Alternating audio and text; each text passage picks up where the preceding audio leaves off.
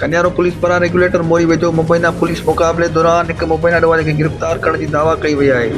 उन ते समय सिधो कंडियारो ताइर दायो कोशिश डिजिटल खे ॿुधायो ॾोहारियुनि पारां क़ौमी शहर तां कंडियारो थाणे जे हद मां हिकु शहीद नाले शहरी खां मोटरसाइकिल फुर कई वई। पुलिस बर वक़्तु पहुची ॾोहारियुनि जो पीछो कयो ऐं सिधो ताइर दायो दावा कंदे चयो त पीछे दौरान रेगुलेटर मोरी वटि पुलिस ऐं ॾोहारियुनि में मुक़ाबलो थी पियो, जंहिं दौरान ॾोहारियुनि पारां पुलिस मथां फायरिंग कई वई। पुलिस की जवाबी फायरिंग में हिकु ॾोहारी ज़लकरनैन शाह खे ज़ख़्मी हालत में गिरफ़्तार कयो वियो। ज़ख़्मी ॾोहारे जा 2 साथी फरार थी वञण कामयाब थी विया। ऐसे जे मुताबिक़ ज़ख़्मी ॾोहारी वटां हिकु शहरीअ खां पुरथियल मोटरसाइकिल पिणत कई वई आहे। होॾां कंडियारो थाणे ते अहिड़ो केस पिणु दाख़िल कयो वियो आहे। इल्ताफ़ सोलंगी, कोशिश डिजिटल, कंडियारो।